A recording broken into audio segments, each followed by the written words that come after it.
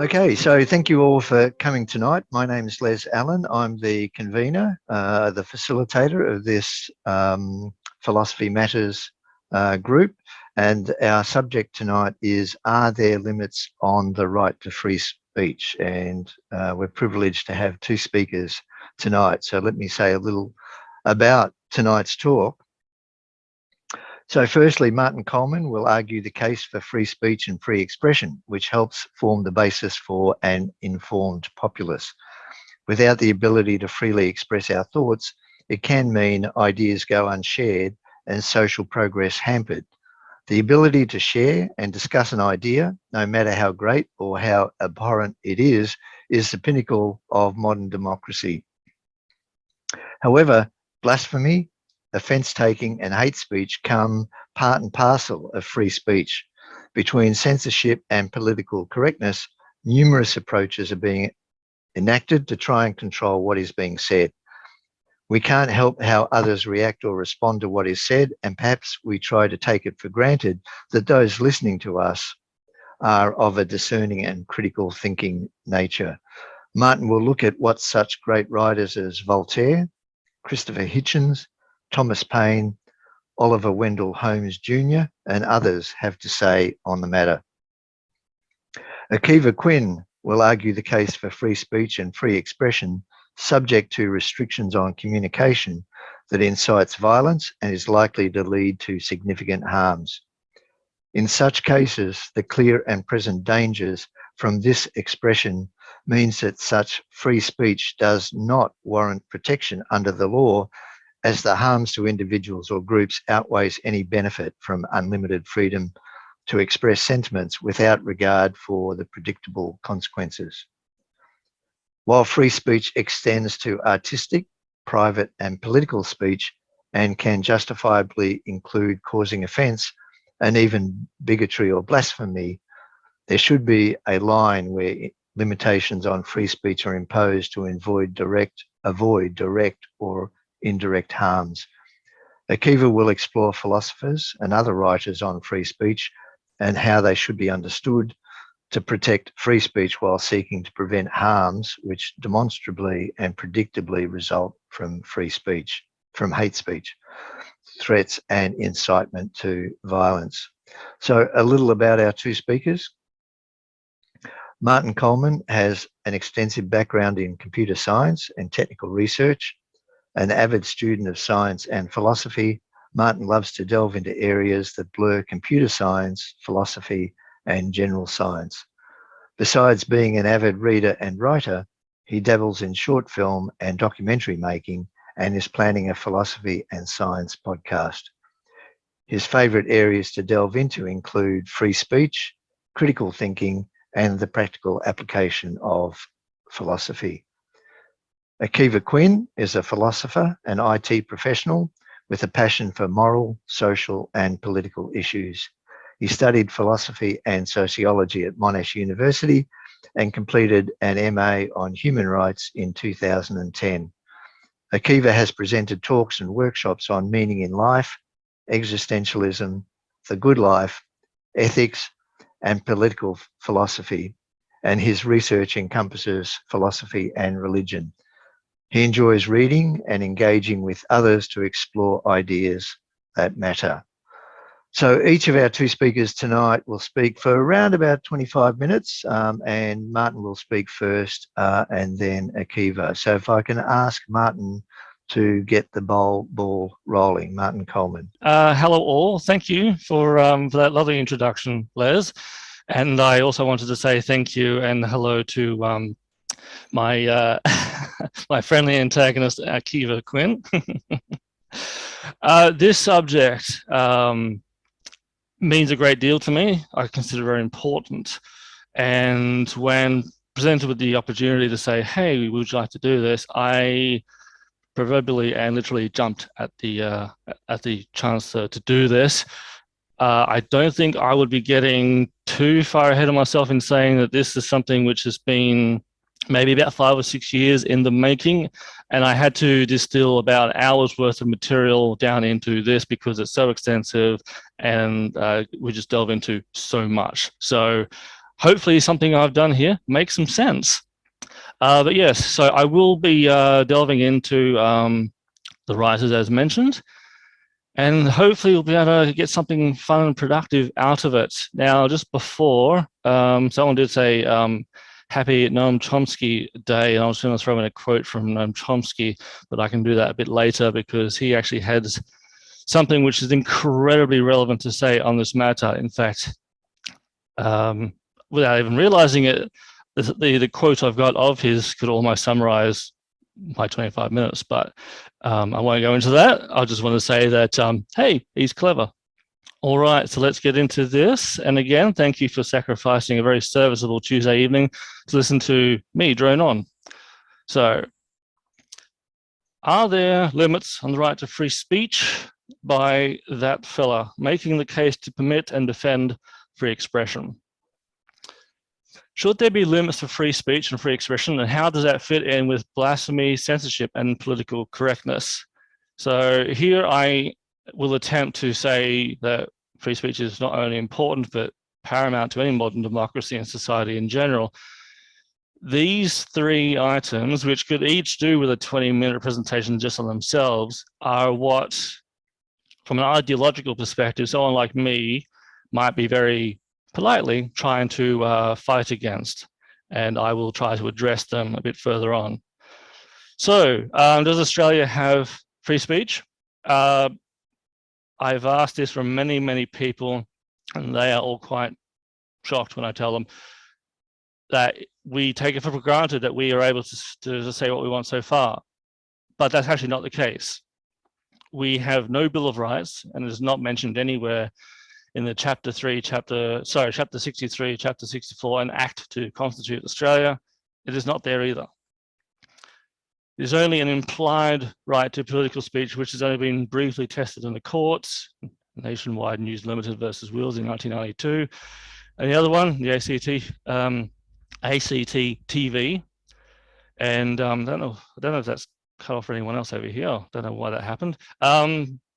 There was a fantastic article by Amanda Yeo in Life Hacker from early this year, who goes over all of this to say that it's a damn shame, but we actually do not have freedom of speech. So what I was going to do was look at the whole matter in a general perspective, but let you know kind of what something closer to home, what the situation actually is. So, I mean, I know someone may even bring up, say, protesting and being able to put placards and banners all over the place. I'll get to that later. And of course, there's an excellent Find the Law article that says, do we have the right to freedom of speech in Australia? Its conclusion is absolutely not. But it's just something which has not really been enshrined or tested or codified yet, but we still somehow managed to get away with it. So my first and foremost writer is Voltaire. I am in a small way his biographer, born Francois-Marie Arouet in that time. I've left off the born year, that's great. French Enlightenment writer, historian, philosopher known for his wit, criticism of organized religion, advocate of freedom of speech, freedom of religion, or should I say freedom of religion and for freedom from religion and separation of church and state. Some of his best known works. Candide, Letters from England, which I can highly recommend. Zadig, which in some ways is actually supposed to be the forerunner of the modern detective story due to some deductive methods which were probably inspired by Socrates, obviously, back in the day. But yeah, so before even Edgar Allan Poe, he apparently wrote some things that were about, deduction. Think Sherlock Holmes. Although I shouldn't, because I don't have hours, because I love to talk about Sherlock Holmes. And one of his stories also talks about writing using forensic evidence, about tracing footprints. No popular fiction before then had really gone into that. But anyway, I'm happy to be fact-checked on that one. So why he was such a big advocate was because when he wrote one of his earlier plays, which lambasted or satired the French king, he was banished And he actually wrote a series of essays called Letters from England when he was sent there. He would criticize their tyrannical ways.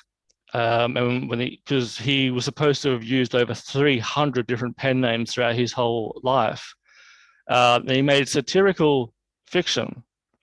Some people managed to figure out who he was really talking about, and that brought up a whole lot of social complexities for him. If anyone has seen the magnificent movie Citizen Kane by Orson Welles, you would kind of get a hint as to what what Voltaire might have been doing in writing is what Orson Welles was doing in movie form and celluloid. He always advocated for freedom of thought. We wanted us to draw our own conclusions using our own investigations without relying upon any supposed authority forcing ideas. He was biased. He was against organized religion. He was particularly critical of the Roman Catholic Church. So when I say without relying upon any supposed authority, that's implicitly them because they were predominant thought leaders and social leaders at the time, and he thought that that was just plainly ridiculous. But I want to go back to the kind of the start very briefly, where Socrates was prosecuted because of his religious ideas and political associations. Basically, it started by him saying, I don't think the gods, the Athenian gods, I don't think the Athenian gods really care about us. In fact, I'm not even sure they exist. A bit more complicated than that, but that's basically why Socrates got into a bit of trouble. And then later on, Euripides also said, this is slavery, not to speak one's thought. So basically from Voltaire, we see it becoming more solid, more established about we want to be able to criticize what the rulers of society are saying and what they're doing, and why can't we? But obviously, Socrates, got the sock of it first. So there we are. Voltaire said, "It is clear that the individual who persecutes man, his brother, because he is not of the same opinion, is a monster." Absolutely true. But he goes further. He said, like Thomas Paine, he says, the right to be able to say what I want, doesn't matter the content, good or bad or neutral, is still more important than the ability of actually, than saying the content of the speech. Even the content of the speech doesn't matter compared to our ability to freely think and then being able to freely express what we want. And this is kind of refined a little bit by when he said, judge a man by his questions rather than by his answers, because when someone is asking you a question, you can find their motivation, you can find their motive, you can find what they're really going for. Anyone can give an answer, whether it's true or not. They can BS their way out of anything. I'm not going to go down the political tangent. No, basically, it's what someone asks will shows you where they're really trying to get to. Now, this quote is one of my favorite. Even my own grandmother knows this quote, and it's actually not from Voltaire. I disagree with what you say, but will defend to the death for your right to say it. It's actually by his biographer, Evelyn Beatrice Hall, who was asked to summarize his overall attitude, approach, and perspective to free speech in general. And he and in summarizing his entire life's work and attitude to free speech, that was basically what she said. He did say something a little bit similar, but worded very, very differently in one of his letters. I haven't found a letter. I've only found snippets of it. It was going to be a tangent and not really relevant here because it was just, I've already got enough here. Okay, I'm spoiling myself. Christopher Hitchens, one of my absolute favorite writers. Top 3 easy, ever. Many of you will probably know of him from his book, God is Not Great. British-American author, journalist, contrarian, self-described anti-theist. He saw all religions as false, harmful, and authoritarian, argued for free expression and scientific discovery. Some of my favorite works there probably are God is Not Great, The Missionary Position, Mother Teresa in Theory and Practice, is actually quite good. And If you haven't reread it, give it a read. It has changed my perspective on a few things and a few people that I've actually discussed it with. And of course, Letters to a Young Contrarian, which I've probably read about 3 times. And hey, if you're feeling like you want to be that person that is the wrench in the works, the fly in the ointment. Yeah, I'm going to quote Die Hard. Yeah, Letters to a Young Contrarian may motivate you to get out there and make that bit of difference if you want to. It's a great read. It's not meant to be motivational or encouraging, but when you've got such a writer behind it, it happens. So Hitchens basically said, we need to hear every idea. From Holocaust deniers, flat earthers, anti-vaxxers, religious fundamentalists, we need to hear them. We fall very dangerously into becoming an echo chamber, and an echo chamber is not good. Hate speech is still important because we need to know what other people are thinking. We need to know about their perspectives. We need to know about how they got to why they hate someone or something. We can't gag them. We can't, as one other discussion and debate said about padlocking lips, we can't fall into that because, as Voltaire said, we need to know what is going on. We need to know what is going on in the minds of people. If that includes an occasional bit of speech here that is completely hateful, sometimes you got to take the good with the bad. I expand upon this later. Now, several people have received death threats from writing. Salman Rushdie, Ayaan Hirsi Ali, and a few others. Hitchens says that this is purely from their being insecure of their own ideas, opinions, or justifications. If you need to resort to death threats to try and silence your opponent, what does it really say about you? Okay, this is basically how he summarizes it. There is a utilitarian case for free expression. It recognizes that the freedom to speak must also be insisted on for the person who thinks differently, because it is pointless to support only free speech for people who agree with you. It is not only unprincipled to want that, but also self-defeating. For your own sake, you need to know how other people think.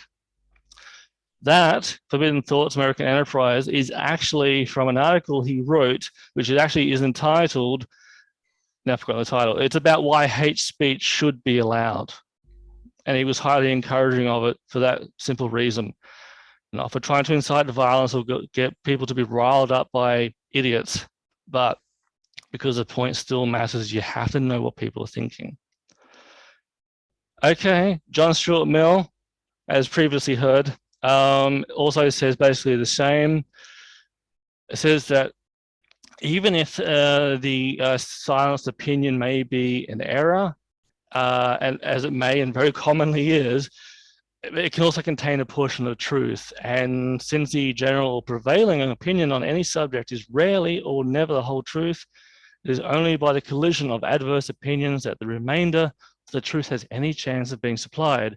You think you've got 98% of the truth, but sorry, you think you got the whole truth, but you actually may only have 98%.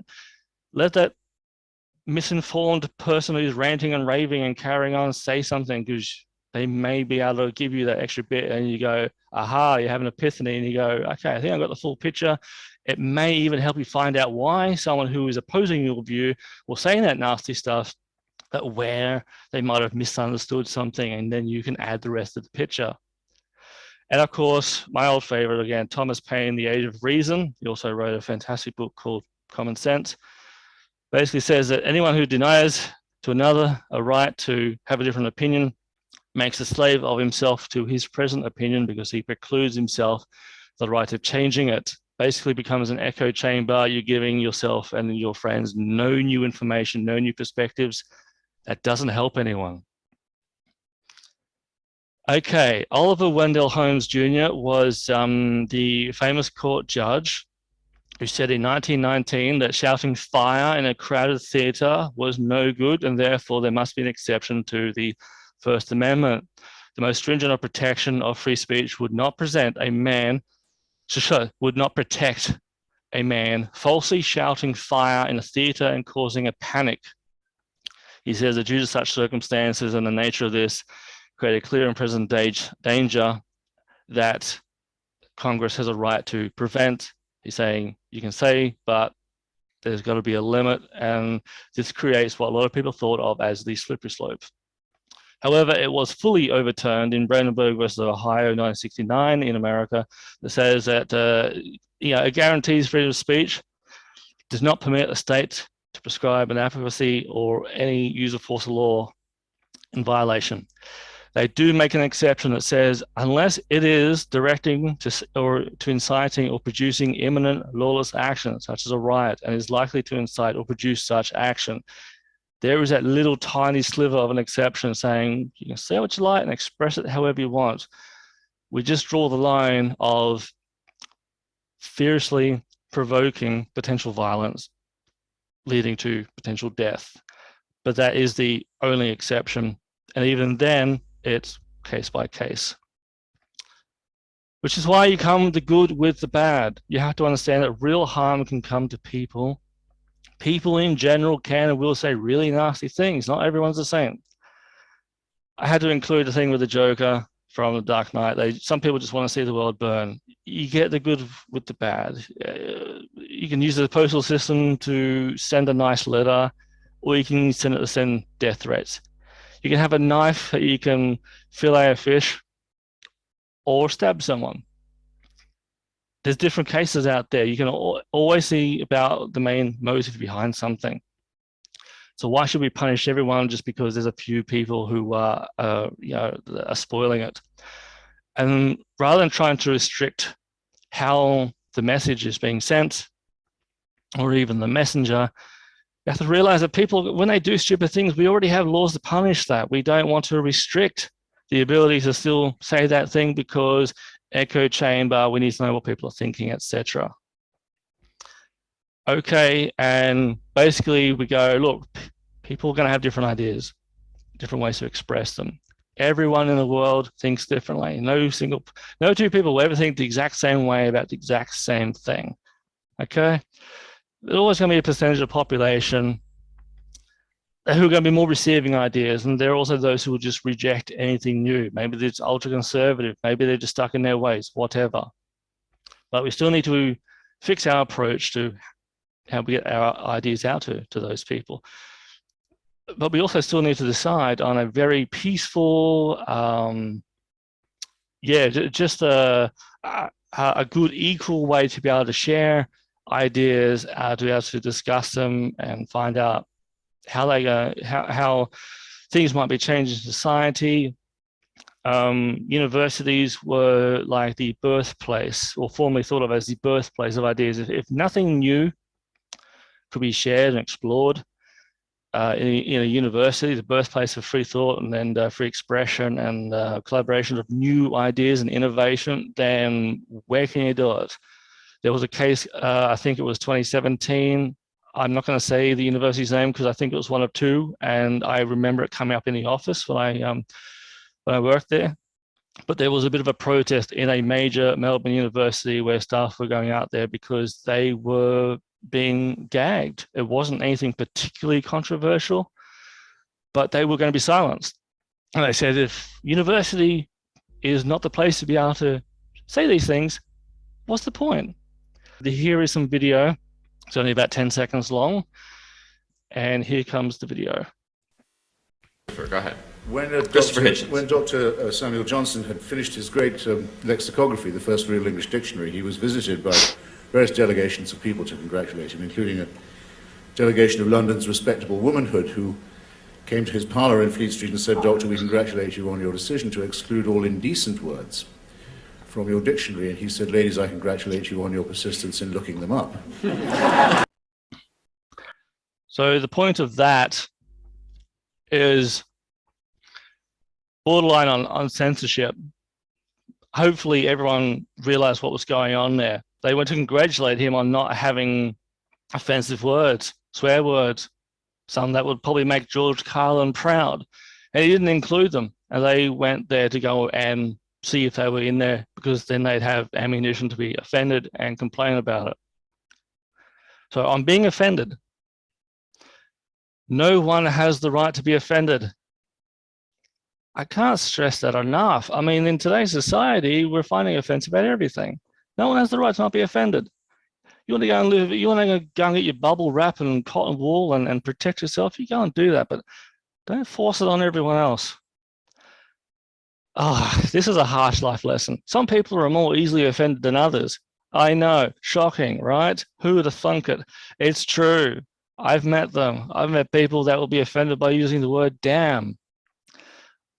And I've seen some others that would probably join in a merry sing-along by sailors and everything in between. Come on. You can't live by treading on eggshells all the time, okay? If you got someone that you care about or you like someone and you want to be careful about what you say around them, that's fine. That's your thing because you don't want to annoy them, you don't want to upset them. There's some other, but you could also be someone who just says, I don't care what other people think about me, and I'm just going to say blah because it's what I honestly hold as my opinion. So I'm obviously I'm very convinced of it, very sincerely held opinion. If you hurt someone's feelings, then they should just go, wait, well, you know, whatever. You don't need to become enemies over anything, and you shouldn't be treading on eggshells, whether on personal level, social, political. It's just ridiculous. We should be able to criticize. This is important. Yeah, we can praise everyone. Everyone loves a bit of praise, a bit of, you know, a bit of flattery, sure. Oh, you're so awesome. You're a genius. Oh, sorry, I thought there was a mirror of me right there. We should be able to criticize anyone, anything, any circumstances at any time, should we deem it justified. Doesn't mean to get a megaphone and start mouthing off. It just means to speak up if you think that something just isn't quite right. I mean, if you've been invited to do that too, all the better. You may get a little bit of a platform for it.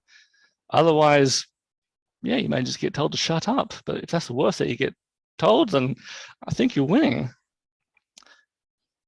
But the other thing is, let's just say that we have some general rule, we have some central code. Who do we choose to be the central arbiter and source of saying what is considered offensive, taking all the above into account about what no one has the right to not be offended. And some people will find certain things offensive that other people won't. You got to find a compromise. You got to find, okay, but who would you choose to say, I entirely 100% trust you to think on behalf of me? Sorry, I mean, judge on behalf of me of what should be considered offensive. This is particularly also in conservative natures especially. I love this. If someone tells me that I've hurt their feelings, I say, well, I'm still waiting to hear what your point is. Okay, I think there's another video here, just warning. I've treated to just now. If people are determined to be offended, if they will climb up on the ladder, balancing it precariously on their own toilet system, to be upset by what they see through the neighbor's bathroom window, there's nothing you can do about that.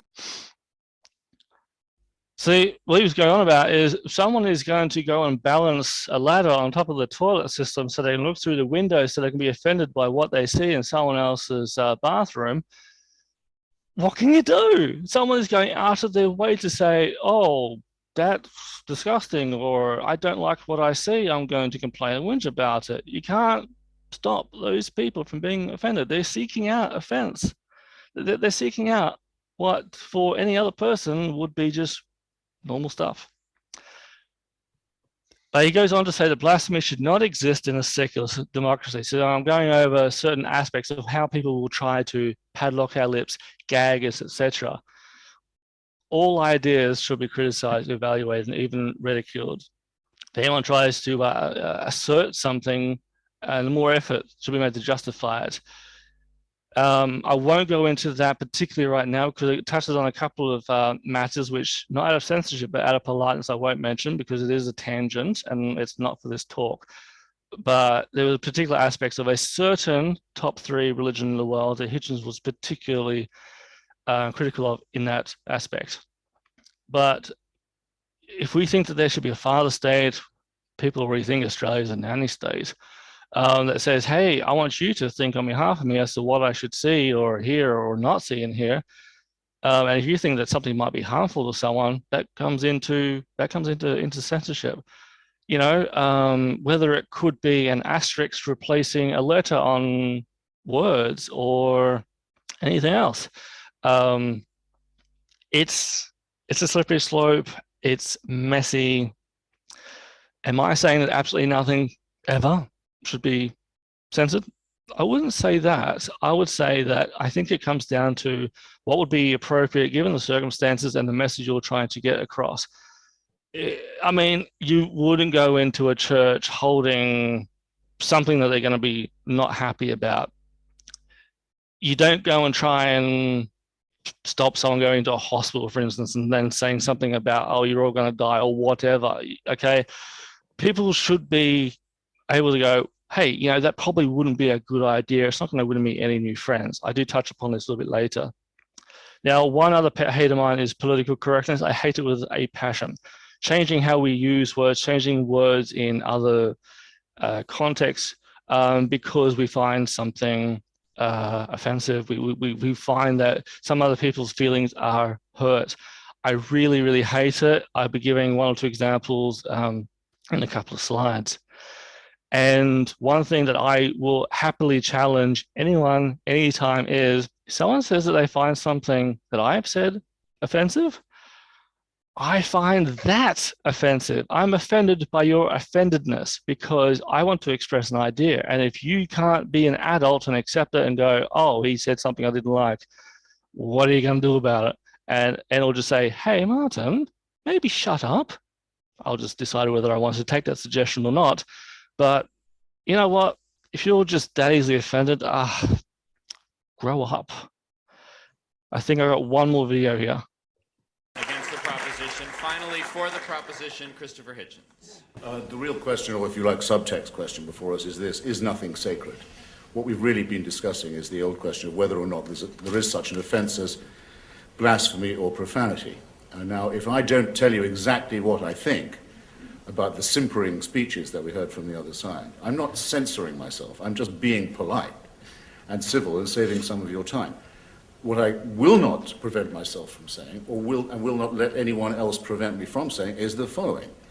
It is wrong, and always has been, for churches, powerful, secular, human institutions, to claim exemption from criticism, which is what's really being asked here. If there's going to be respect, it has to be mutual. So here he's saying about how religious groups were trying to be exempt from discrimination laws and censorship, and being able to then censor in return. Let's just say a church service or a religious school, for instance, wants to claim exemption from not being able to discriminate against, say, someone's sexual orientation, sexual preference, whether they follow the same religion or even follow the same basic philosophies as them. That's what they're trying to get at. And it's like, well, you know what? You wouldn't like it if the tables were turned. So there's either equal mutual understanding for everyone or there's none. So this is actually near the end. I am wrapping up. I have no idea about my time right now. Of a critical nature. Okay, so I understand that, as I said, my key part is free speech is part of a modern democracy. The people that sent out for Salman Rushdie's death warrant were not from an area like that. He's now under constant protection because there is an open, continuing call out for his death for writing a piece of fiction. And I think it was Sam Harris who said journalists were killed because of a cartoon. End of ethical analysis. See how ridiculous it is? It's self-describing. Also about censorship, J.D. Salinger's The Catcher in the Rye talks about sensitive matters for cultural reasons and background. These sort of books should still be allowed. If someone's unable to read them, then obviously not going to become that phased at what's being said. I used to go through books as a kid that I really only understood a quarter of, which nowadays I might think, oh, they went there, did they? And if someone is still going to be able to understand them and they're offended, put the book down, put it back on the shelf. No one's forcing you to read it. Just go, oh, I don't like that title or even the author. Put it back down. Take some personal responsibility for yourself. Bloody hell. Allen Ginsberg's Howl, which also went through a similar bit. This was new to me. I didn't know about this until very recently, and it's a poem which goes into very sensitive natures, things like that.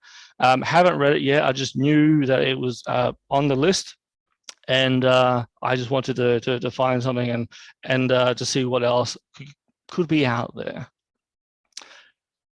This, I won't mention the title out of politeness, and I will admit I am self-censoring myself here. Dick Gregory is a spokesman. Look him up. He has an autobiography. Won't say the title again, but you can see why that uses a racist word from way back. Yeah, I really have nothing further to say. I was going to expand on a couple of these things, but for time, I couldn't. So look it up if you want. There was actually another book that came out, I think a couple of years ago, very recently, also with the same name, because I'm wanting to test the mentality of the public with, here's a word that is in. Okay, I should have swapped these two around. Enid Blyton is now being censored and rechanged just because they have some old ideals that are no longer applicable, and some people are finding those situations offensive. It's a children's book. Bloody hell, no one's going to go, you know what, if people climb a tree and they get to the top and they go, hey, I still can't see clouds that's going to take me to a magical land, let the kids play, but come on, nothing wrong with a faraway tree. Mark Twain's various works are now being reworded. Several old terms are now being changed to be more appropriate to a modern audience. That is, in my opinion, blasphemy against free speech, because if anyone would know, Mark Twain was actually not racist at all, and he was using all those words and those circumstances in satire. He was making fun of the racist nature of America at the time and why we shouldn't be, because there's nothing to be afraid of. Various video games have also caught out. And of course, George Carlin's 7 Dirty Words You Can't Say on TV has a few extra bits and pieces as well. But before I get to these concluding comments, the main crux of my argument is personal responsibility. Where do we shift the burden? If we say, you got to be careful about what you say because you might offend someone, I don't like that for all the reasons that we've just gone through. If we say, you need to take responsibility for the way you're responding, take the responsibility to the listener. You must admit, to be offended is a personal choice. No one has the power to offend you without your permission and involvement, okay? It's just words. If you're feeling hurt by them, it's you doing it. You're the one who's choosing to be hurt by them. Try and be unoffendable. Hard task. Hey, we all got to try. Most people are decent and don't mean any harm. That comes out with, say, incitement of violence and hate speech. Most people won't do this because human empathy, human solidarity says we probably shouldn't be an ass to each other, but some people are. Some people just want to watch the world burn.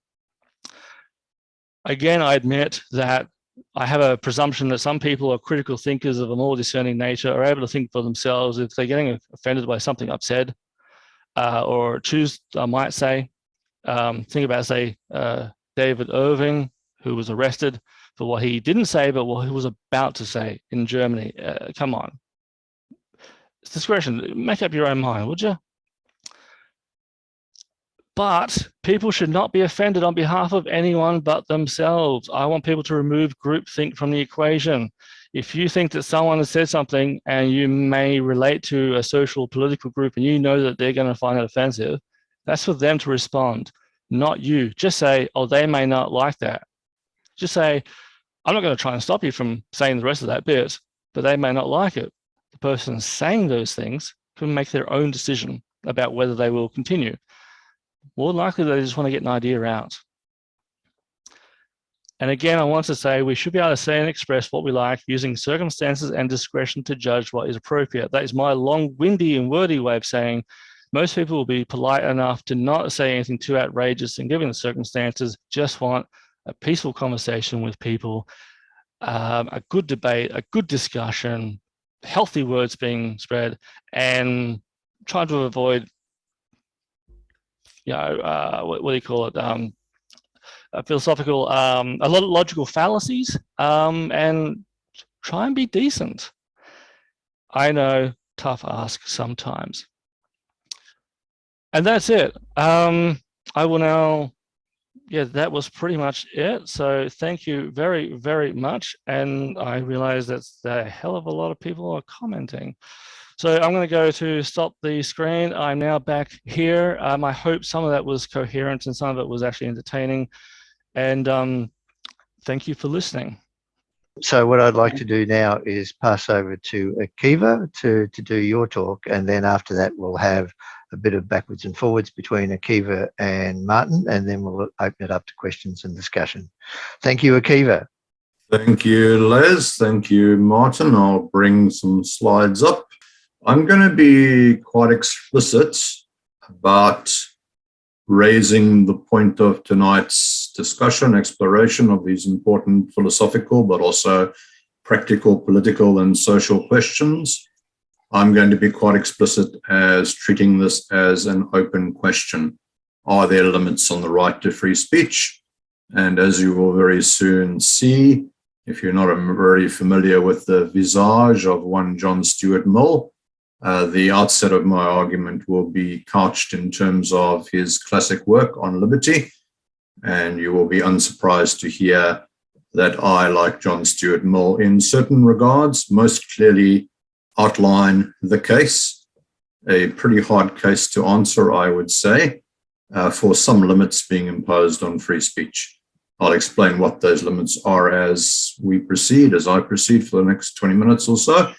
But just to be completely clear, there are limits from a moral, social, necessary sustenance, well-being point of view for there are reasons, good reasons for limits on free speech. Regarding the overall thrust of On Liberty, if you haven't read it, it's only 150 some years old.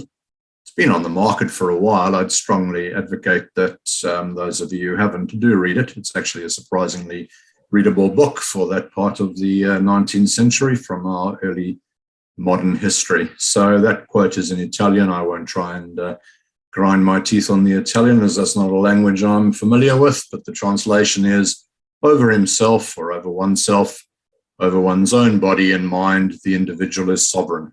So make no mistake, Mill is a supporter of liberty. However, as you will very quickly learn if you aren't already familiar with Mill's work, that is liberty is subject to certain very necessary constraints or limits. Hence, are there limits on the right to free speech? I would say so, yes, and so would Mill. Here's a longer quote from Mill before we get to the current political context where these ideas have been played out on a rather public stage at the US Capitol, as you'll see from the image. Human beings should be free to form opinions and to express them openly. But even opinions lose their immunity when the circumstances in which they are expressed are such that merely expressing them is a positive incitement to some harmful act. Same text on Liberty, 1859. It's a partisan process, so I'm not making any pretense for what it is. But the second impeachment of then President Trump, about to finish his term, after the Capitol riots on the 6th of January of this year, impeached Trump in the House for incitement of insurrection. So speech is not always and necessarily harmless. I think we know that. It's common sense, and there's some pretty significant moral and political considerations, weighty, including the noose you can see there. Those who live in Melbourne, Victoria, have seen some similar symbols on our streets in advocacy, supposedly, of freedom or liberty. but looking at some pretty significant symbols and incitement. Certainly in the case of the US Capitol, there were 5 people who died that day, including a number of police officers. The sign there, by the way, says "Give us liberty or death," which to me suggests, as some fairly learned commentators have suggested, a kind of logical non sequitur. And if that's really what you want, if you prize liberty so highly that death is the alternative, you're probably not putting forward an especially rational or useful philosophical argument. So that's one bit of Mill. Here's another bit of Mill, which isn't perhaps as well known as it should be. There's an image which I'm going to pretend is a crowd, an angry mob outside the house of a corn dealer. Mill didn't illustrate his book, so that's not actually an illustration of such, but it will serve the purpose. Here's what Mill says: someone can justly be punished for announcing the idea that corn dealers are starvers of the poor, orally, or passing out, pamphlets or placards with this message to an excited mob that is gathered in front of a corn dealer's house. And the context within this particular section is that criticism, if you look on the right, I've written there, criticism ought to be allowed to pass freely in the world of print. If you hold the view and you want to criticize corn dealers as starvers of the poor, and you wish to do that in print, I mean, this is, going back to a time when the internet wasn't even anyone's brainchild, then Mill suggests you can do that. However, with an angry mob gathered outside, or an excited mob, he says, the corn dealer's house, it's fairly clear that there's a clear and present danger to the corn dealer if you hand out placards or tell them in that particular context that corn dealers are starvers of the poor. Okay, so here's the rub.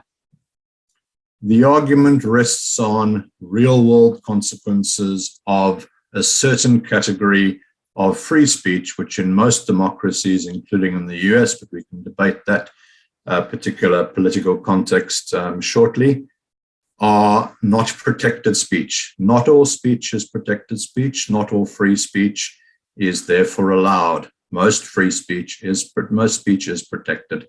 There's some categories most of us would probably agree do not deserve to be protected by law because of the moral and practical consequences of so allowing. Let's start with Mill again. This is his one very simple principle, which is at the very heart of his entire text on liberty.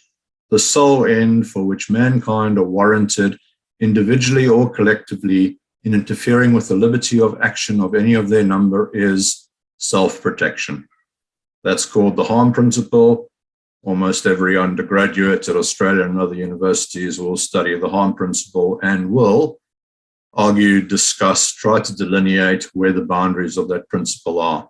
However, it's a fairly brave position to suggest that the harm principle has no traction, has no reach, has no place at all in the debate around free speech. But I'm happy to entertain any and all views on that matter when we come to questions and answers.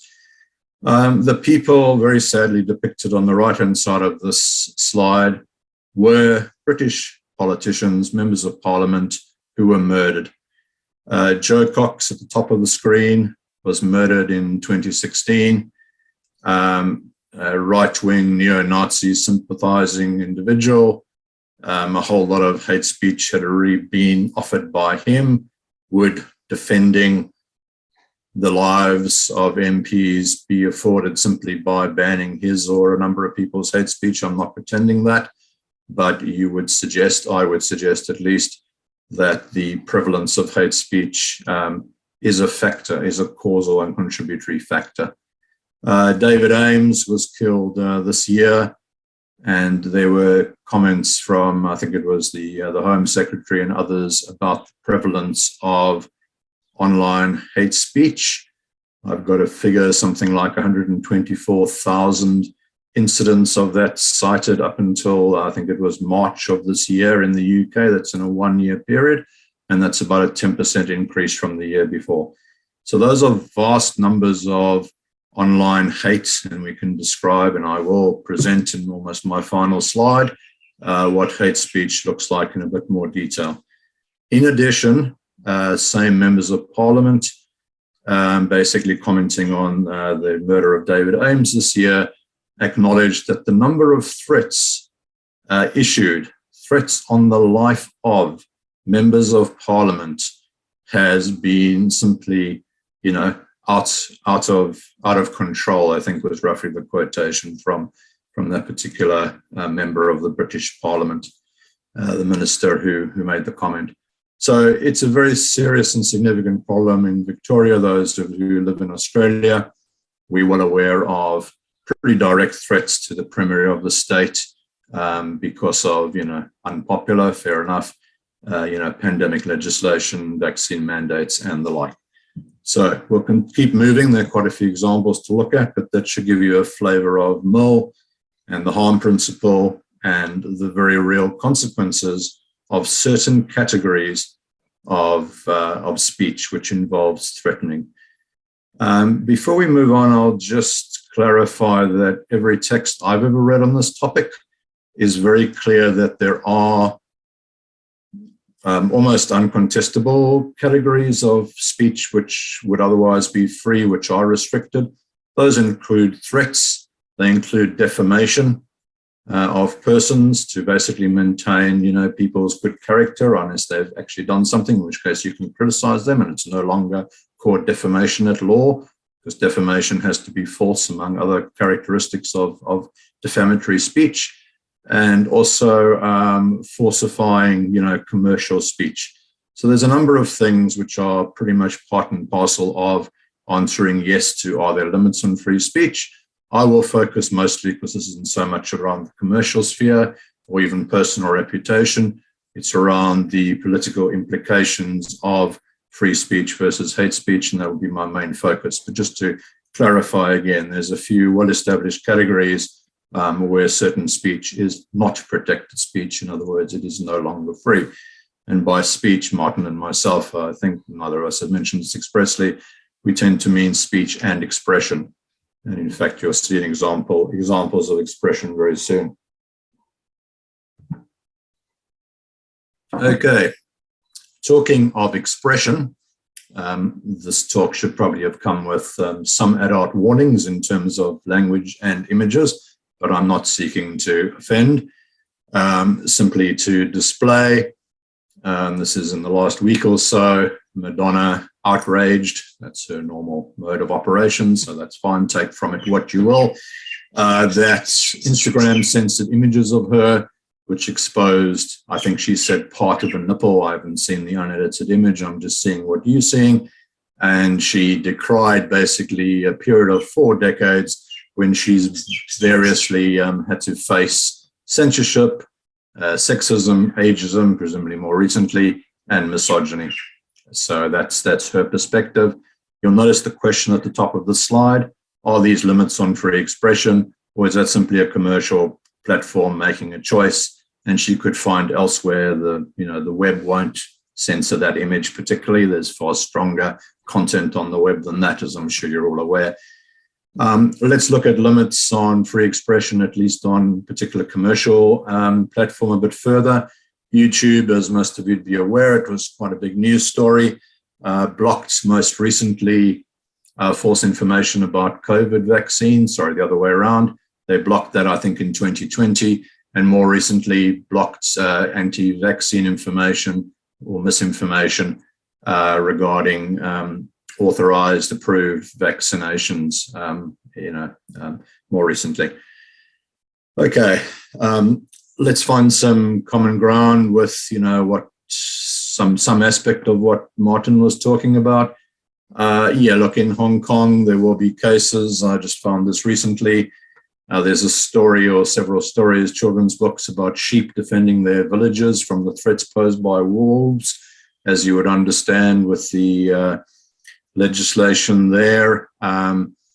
This was actually relying on older sedition laws, but some of the laws basically aimed at restricting the impacts of the protesters in Hong Kong in the last year or so. That's now basically the next frontier. They're taking anything that's got a symbolic reference to protecting yourself from the big bad wolf and wanting to ban that as well. Okay, so there's clearly some limits on free expression which we may not find suitable there.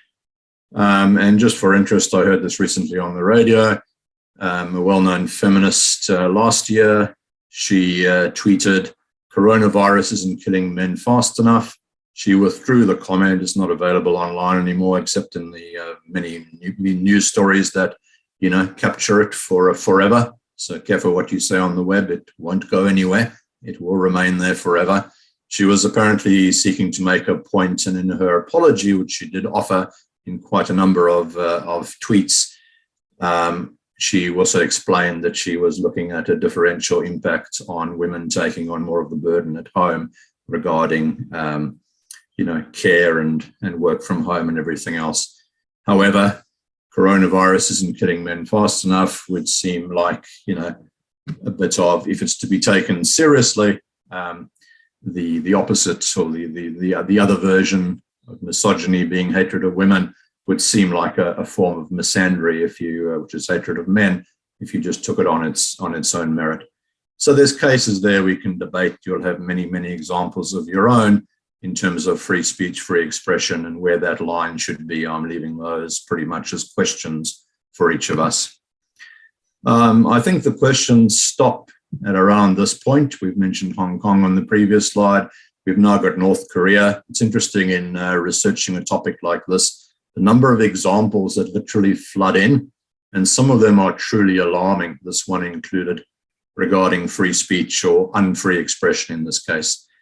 Just in the last week, Radio Free Asia, a couple of weeks ago, reported that North Korean students, high school students, were being punished for watching Squid Games, which is the top rating Netflix series of all time. Whether it merits watching or not is a separate matter we can discuss during Q&A if you wish. However, it's a show made in South Korea, perhaps pointedly, and those students, a handful of them I think, were given 5 years of hard labor. That's a serious sentence for watching a bit of prohibited material. A life sentence was handed down to the purchaser. So that was, I think, also a student who had bought the drive or whatever that these shows were smuggled into the country on. The smuggler, though, has been sentenced to death. So give me liberty or death. In the case of stark laws like this is unfree speech. None of us, I think, would suggest it's warranted. And I would like probably in discussion to explore the extent to which there's free speech in Australia, in contrast to this example and other examples. But I also mentioned that in my final few comments. Okay, we've dealt with Mill in some detail. It is a necessary part of a philosophical education to seriously consider his arguments, and I trust that in the Q&A we will collectively do that and give, due credence to literally hundreds of years of thought. It didn't start with Mill, but it certainly accelerated, and a lot of the thinking has been based on his perspective. It's worth mentioning, this is a well-known German idealist from also a few hundred years ago, George Hegel. This is just a gloss of really quite a complex work where he talks about master-slave and relationship between, those individuals. He suggests we gain self-consciousness only through a process of mutual recognition.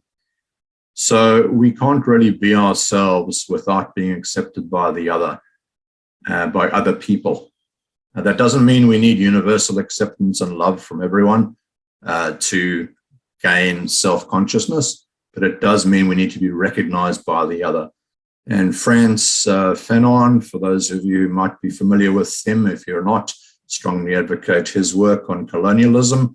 And he basically looks at being able to reflect yourself or see an image of yourself in the other, roughly as I was paraphrasing before, as a key to the gaining of selfhood. So a colonial subject or a black person who he writes quite significantly about, cannot basically gain full personhood without being recognized by the other. And you can probably recognize the tie in there with hate speech, because that's effectively a denial of recognition. And it's not one person failing to recognize the other. It's the loud hailer. It's the hate speech online. It's widely distributed and unavoidable. We'll get to that point in just a few minutes. Unavoidable speech, which is then directed at variously people of a particular racial group, religion, gender or sexual identity, and so on. All right, apropos of that, I'll just go through this quickly. There are more examples we can discuss here. Joe Rogan, some of you will know him. He's quite an interesting, controversial kind of talk host these days in the US. I think he was a mixed martial arts judge, or maybe he still is. He's quite a beefed up guy, and he's got a pretty robust online profile. He was accused by Men's Health recently of basically practicing cancel culture. He was accused of transphobia because of his interview with this lady, Abigail Shrier, who wrote Irreversible Damage, which is a book you can see there, The Transgender Craze Seducing Our Daughters. Okay, leave it to you to argue the merits of that. He himself is considered a critic of cancel culture. Some people think that the response to that interview is itself an example of cancel culture. My quick commentary on cancel culture is it's simply a political tool. It doesn't mean that someone is actually being cancelled. It's just a way of raising the stakes in the debate. CPAC, which is the Conservative Political Action Conference in February of next year, would like to cancel Sesame Street characters from attending their conference in Florida. So anybody who's a Sesame Street character who's present on tonight's Philosophy Matters session might want to rethink their travel plans for Florida in February of next year, because you've been uninvited. Okay. You know, and the reason for that is that those characters were promoting vaccination to children and saying, look, it's all fine and I'm feeling okay and it's a good thing. So again, the merits of that can be discussed. Joe Rogan has a number of interesting things to say. I'm not saying I agree with any or all or much of what he says, but he's got the idea of the key to happiness doesn't lay in numbers in a bank account, but in the way we make others feel and the way they make us feel. So there's this thing about human relationships. There's this thing about society, and the merit, such as it is, and there's significant merits and moral worth and political value in free speech, has to be, in my view, measured against some of the very real measurable harms that can flow from free speech, which perhaps Rogan is suggesting or echoing through that statement, which for me at least seemed to echo some of the Hegel mutual recognition ideas from a few centuries back.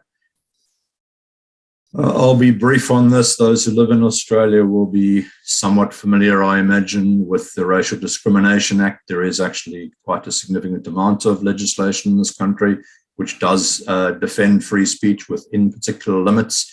18C is a particularly famous section of that Racial Discrimination Act. It reads, in part, it's unlawful to act otherwise than in private if the act is reasonably likely to offend, insult, humiliate, or intimidate another person or group of people based on the other person or group's race, color, or national or ethnic origin. Okay, what's sometimes missed in the debates and the heated exchanges is that 18D immediately comes along and qualifies that Section 18C does not, my emphasis added, does not render unlawful anything said or done reasonably and in good faith for any genuine academic, artistic, or scientific purpose, or any other genuine purpose in the public interest. So, in Australia, I'm not a lawyer, I'll state that at this point, but I'm pretty clear that there are defamation laws, there are restrictions on commercial speech, as we were discussing a bit earlier, but there is no restriction on being able to criticize a religion. There is nothing that, as far as I understand, amounts to, blasphemic speech. So if you want to criticize, fill in the gap, a particular group, a particular cult, a particular religion, whatever, you most certainly can. But if you look to humiliate, intimidate, offend, we'll come back to that, insult all members of that group simply because of their membership of that, race, national, ethnic group, then the law does impose restrictions, which also I will argue. All right, this is pretty much wrapping up. There's a couple of other references I'd certainly urge you to look at if you want to delve further into this very important debate. Before we do that, let's just look at, not a quote, but again, just a paraphrase from some of Joel Feinberg's writing. I've got there harm to others. He also talks about harm to self. He's got a number of basically different titles. Governments, he suggests, are justified in prohibiting by law profoundly offensive behavior which cannot be avoided and is widely considered as violating deep moral sensibilities. What this relates to is a distinction between mere offense, where someone gets upset because they get called something a little bit unpleasant, and profound offense, where, for example, with the Dutch cartoons, I'm not saying they shouldn't have been published, but there would be an expectation that profound offense would be taken by followers of Islam at the Prophet Muhammad being depicted as a terrorist.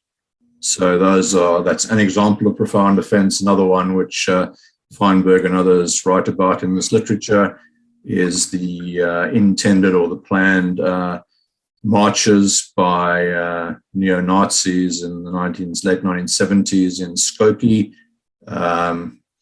Illinois in the US, where the intention was to march in SS uniforms in a mainly or significantly Jewish neighborhood with a lot of Holocaust survivors. And what would the impact be on those individuals? So we need to at least discuss harm, not merely in physical terms. We looked at the capital insurrections from Jan 6 of this year. We also need to look at psychological harm, about which a great deal is understood now. And we need to consider whether, in Feinberg's term, the offense is avoidable or not. So Hitchens' example, interesting though it is, about standing on one's tippy toes and peering at something that gives one's offense, is actually not, I would argue, the key thrust of the debate. This is about an unavoidable offense, where basically it's in your face, it's online, it's on the street, and your identity, your ethnic, religious, whatever background will be effectively invalidated, which, if one follows Hegel or most of the philosophers who understand that there's some sort of social contract and some sort of, mutual dependence of human beings on each other, is a significant problem. So we've spoken about Feinberg, certainly worth reading some of his material. It touches on, does more than touch on, significant issues around the harm from pornography. So there's other very significant discussions there we haven't really delved into. Mo, you've certainly got at least a few pointers from me. Common ground between Martin and myself includes the benefit of a Bill of Rights. I think we're the only democracy that doesn't have one. Geoffrey Robertson, at the time that this debate was live in Australia and a Bill of Rights was being considered, wrote the Statute of Liberty. And certainly there's very good material and there's very good reasons to support a Bill of Rights. However, my understanding of the law in this country is free speech, while not guaranteed in all cases, is certainly protected in most cases. So it would be fair to say that there is a right to free speech. You can look at any human rights page from the various federal government departments, and they will certainly endorse that view. Is it absolutely inviolable? Is it entirely unfettered? Is it constitutionally guaranteed? Well, clearly not, because we don't have those clauses in a constitution and we don't have a Bill of Rights. Freedom of religion And The Secular State is a very interesting text, and maybe in Q&A rather than now, I could elaborate on some of the concepts around profound offense, which come from the religious domain. That particular author, who I happen to have met and know quite well, I do recommend Russell Blackford's writing. I think it's really quite exceptional. Dr. Blackford, won't endorse what I'm concluding, because he'll say that there still should be the right to free speech in almost all of these cases. I would push back and say there will be some cases of profound offense where maybe an exercised restraint, which actually he is open to, self-restraint in terms of what to publish and what to say, may in fact be beneficial, although at law there would still be a right to free speech in all of those cases, including satire and so on. So one of my questions in conclusion is basically whether free speech should be considered the priority right to be protected in all cases, or whether society needs to balance a range of important human rights, which include free speech. So it's certainly not to deprioritize free speech, but it's also to seek to avoid what I would regard as probably a philosophical error and a social and political error, in my view, to put on a pedestal free speech and not consider the interplay between that important set of rights to free speech and expression and the other very important sets of human rights, which are covered in the various charters which Australia is signatory to. You can follow the link online if you like. Here's from Stop Hate UK. Did I mention the number? There were about 124,000, yes, I did earlier on, hate speech incidents in the UK in the year leading to March of this year, just repeating what I said earlier. There's a distinction between free speech and hate speech.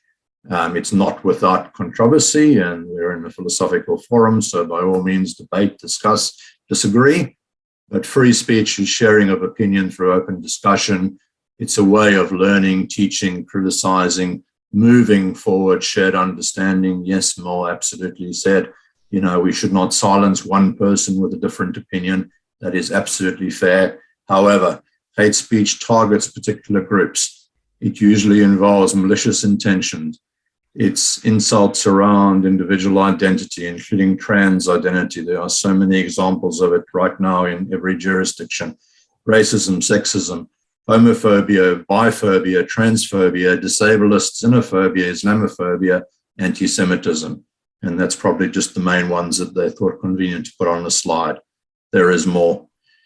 Free speech, yes. Hate speech, defamatory, prejudicial speech, which is unavoidable by the general population, which a lot of things are, which has consequences, real and predictable consequences, and which presents, in the words of the US Supreme Court, a clear and present danger, is certainly well worth protecting ourselves against rather than simply guaranteeing and regarding as protected speech. More to say, but thank you so much for your time, and those are at least my opening comments. Look forward to your thoughts shortly. Thank you very much, Akiva and Martin. Thinking about tonight, made me think about why I called this group Philosophy Matters, and I think tonight's two speakers really illustrate how this area of philosophy and others impacts our social and political and individual lives. And I was thinking about one case, which we haven't talked about tonight, brought to mind because George Christensen, I think he's a National Party politician here in Australia, and he appeared on Alex Jones's show in the US. Alex Jones, if you don't know him, in the US, he's a grand conspirator, and he ran the very successful and ran it very richly, the InfoWars conglomerate. And Alex Jones was the one who literally made up the story that the parents of the Sandy Hook Elementary School massacre, where a number of many young children and their teachers were gunned down, Alex Jones made up the story that the supposed parents weren't really parents of the dead children, that they were actors, and all of this was fake acting. And I was thinking, sure, actually one parent sued successfully Alex Jones. And I'm thinking, do we really need to wait for a private defamation suit, or should that kind of deliberate lying through a very public media channel, ought it be made illegal independently of somebody filing a suit before? So it's these kinds of issues that impact all of our lives. And so thank you, Martin and Akiva, for bringing all of the particular points to bear. So what we're going to do now is we're going to have a little interchange between Martin and Akiva for a few minutes, so that they can challenge each other, ask questions of each other, and then we'll go to questions from the audience.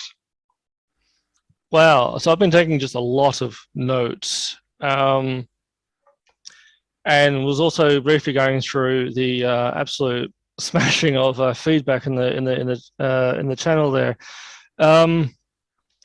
Couple of people have said some things which just blow my mind. I'm going to say it out, put it out there, not naming names, but it's like, wow, okay.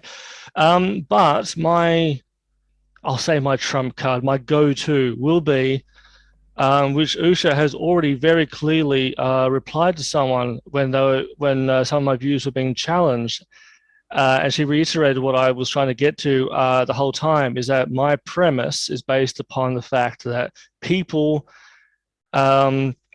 what's being said is going to be listened to by people who are rational and compassionate listeners. If you're not rational, if you're not compassionate and not slightly discerning, then yeah, there's going to be trouble. Okay, so I'm going to presume that there are some people out there who have an IQ a bit bigger than their belt size and are able to listen to some things whether they like it or not. That's my basic premise.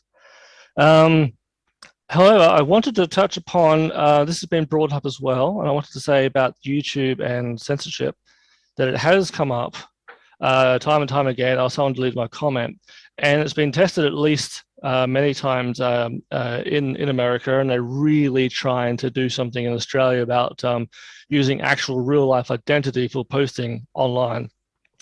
But the way I see it is a separation between what is the public sphere on public land versus private corporations. And they are obviously, one is going to be able to override the other. But yeah, I do agree absolutely that private corporations should be allowed to censor what they don't want to be circulated inside, because it's their own private business. They can do what they like. You've agreed using terms of services to abide by their rules.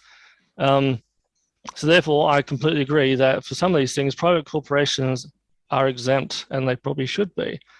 With anti-vax information going out, again, I have to say, I don't want to stop it. That sounds mean, I know. Please let me state why. Because if a state is on, if someone's going to put anti-vax information out there on a private corporate server or things like that, that's up to the corporation to deal with. They can deal with all that, all they want. And if you go through history about people getting posters and nailing them on telegraph poles and all the rest of it to get information out, that information could be true, could be false, could be half and half. But in the public sphere, I believe nothing should be banned, provided that during the production of that material, everyone was well informed and consented to that information being out and nobody was hurt. I take a little bit of an extreme libertarian stance with that, but that's what I believe. Inside corporate walls, it doesn't matter, because if you want to go and say something to a CEO of a company, guess what? You try and march into their office and start yelling at them and all the rest of it, you're going to be escorted away by security, and for very good reason. The free speech laws and whatnot, and all the other exemptions don't apply there. And I can understand why and how it got that way. Martin, can I interject with a question? which to me gets to the hub of many of the things you're saying now and you said in your presentation, Sure. which is whether you acknowledge that in certain circumstances, and you can stipulate what those circumstances are if you wish, that real and demonstrable harms can flow from unfettered free speech. Do you acknowledge that there are cases where people can die, people can get hurt, people can have their lives significantly negatively impacted on by unfettered free speech, which targets them or their group? Absolutely. Yeah, it can happen, does happen. I gave examples of the call for Salman Rushdie's death.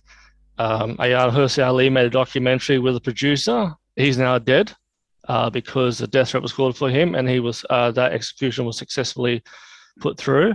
Yeah, it can. I think where it becomes a fine line becomes, where was the threat issued? Where is it being executed? Who's listening to it? And why are they acting upon it? And I think that there's a lot of religious inspiration behind a lot of it. I will put that out there. Yeah, so I mean, yeah, absolutely. If you want to call for the death of someone in Parliament Square or whatever, it's going to happen. People are going to get riled up. But you would hope that people are a bit more of a discerning nature. I really, like I said, it comes down to political aspects of where the message is being sent, where it's being heard, who's acting upon it, and what the local laws apply. Okay, so there'll be plenty of time to prosecute this argument further, but effectively my response is relying on the goodwill of individuals, relying on the critical abilities of listeners to a message, but particularly relying on the intention and the decency of speakers is surely a fool's errand. History is replete, and contemporary times similarly so, with bad actors in society. So if you acknowledge the first point that in some cases significant and undesirable harms flow from free speech, and unless you want to hold to a view of human nature, which seems largely indefensible in my view, just given, the actors we see as recently as, Christchurch terror attacks or the murders of the British MPs that I mentioned, and the list goes on, then how can we not, if we're seeking to protect people's lives and well-being, consider cases where limitations on protected speech are required? I think I can only go back to that slide of mine where I say, indirectly, it's already being dealt with. Human nature is human nature. People are going to do stupid things, and they're going to act in stupid ways, and they're going to say stupid things. If people can issue death threats all they want, if someone goes to act upon that, we've got laws that say you were a bad person, go into a concrete cell because of it, and hope that that's enough of a deterrent and sends the message out.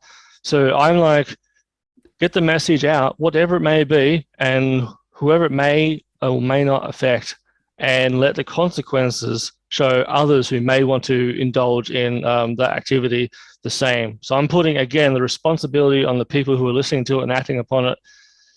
The person saying it shouldn't have to. I just want to close off my response by saying there's a quote I found ages ago, and it said, "I'm only responsible for what I say, not for what you don't understand or how that makes you feel." I just want to also say about 18C and 18D, the Racial Discrimination Act. I think it was before 18D was introduced, there was a heavily religious influence behind that. And when I was reading on your slide just there, I just wanted to say that I'm worried that they kind of clash, because we need to define what is reasonable. And I only see sue-happy applicants coming out of this, and then basically you're saying, oh, we're allowed to discriminate, but we're allowed to do it within these things. It's like, you just said we're allowed to do this 100%, and then you gave us a 99% reason why it shouldn't be done because of fair use, criticism, blah, blah, blah. So I just don't see why that section was even done like that.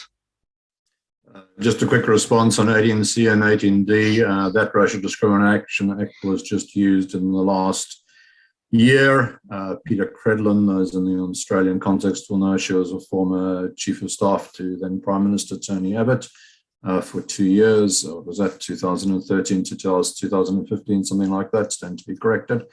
So a well-known political figure. She's now a commentator, whatever, presenter on Sky News. She said last year on her program, or whichever program on Sky News, that the Sudanese community had contributed to the spread of COVID, and it was related to Ramadan practices. She just had to issue an apology because the Human Rights Commission required her to. That came out in the last day that that's the reason why she issued that apology.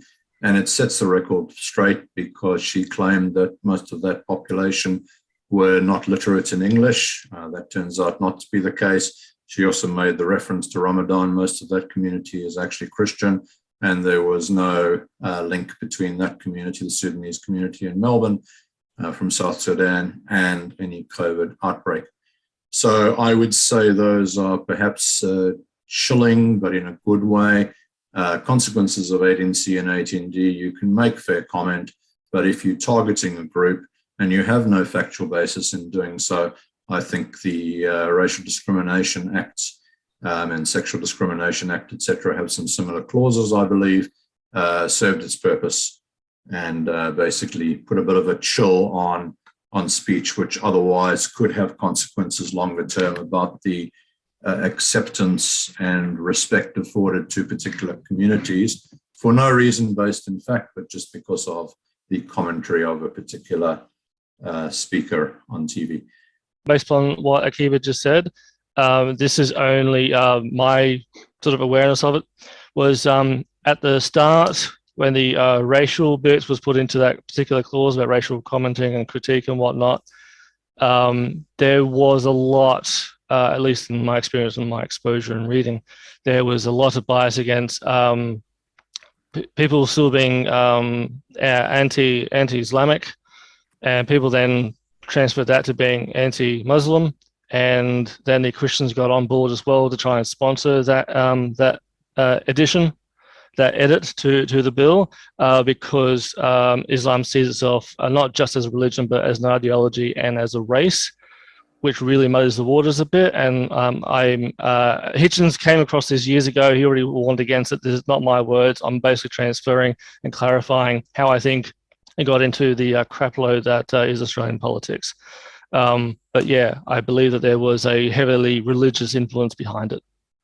Thanks, Martin. Okay, let's close off this part of the program. I'd like to thank Martin Coleman and Akiva Quinn again for really highlighting some of the issues that come to the fore when we're discussing freedom of speech. So thank you both. To access other videos and podcasts in this series, go to the Philosophy Resources section of the Rational Realm website at www.rationalrealm.com.